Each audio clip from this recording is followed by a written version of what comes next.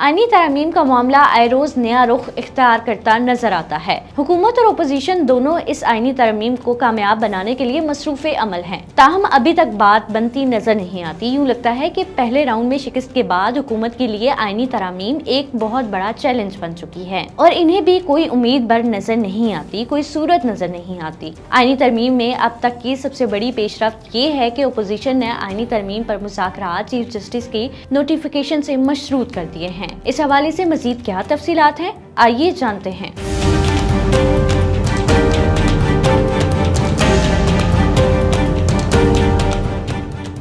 Opposition ने हुकूमत से आईनी तरमीम पर दूसरे राउंड के मुज़ाकरात के लिए जस्टिस मंसूर अली शाह का चीफ जस्टिस का नोटिफिकेशन जारी करने की शर्त रख दी है। ज़राए के मुताबिक पाकिस्तान तहरीक-ए-इंसाफ और JUIF ने मुश्तरका तौर पर यह फैसला किया है कि आईनी तरमीम का मौजूदा मुसव्वदे पर कोई मुज़ाकरात नहीं होंगे। अगर हुकूमत कोई संजीदा अदालती इस्लाहात चाहती है तो इस पर बात की जा सकती है। ज़राए ने बताया कि ओपोजिशन ने मुश्तरका तौर पर हुकूमत को आगाह कर दिया है कि अदालती इस्लाहात पर मुज़ाकरात से कबल जस्टिस मंसूर अली शाह का नोटिफिकेशन जारी किया जाए। मौलाना फजलुर रहमान, जो कि इस वक्त ओपोजिशन और हुकूमत दोनों की आंख का तारा बने हुए हैं, ने गुज़िश्ता रात पीपल्स पार्टी के शरीक चेयरमैन बिलावल भुट्टो को ओपोजिशन के मुतालबे से आगाह कर दिया है। ज़राए के मुताबिक मौलाना फजलुर रहमान सियासी मसरूफियात तक करके 10 रोज के लिए मुल्तान रवाना हो चुके हैं, जहां वो खत्म नबूवत कॉन्फ्रेंसेस और दीगर मजहबी सरगर्मियों में मसरूफ होंगे।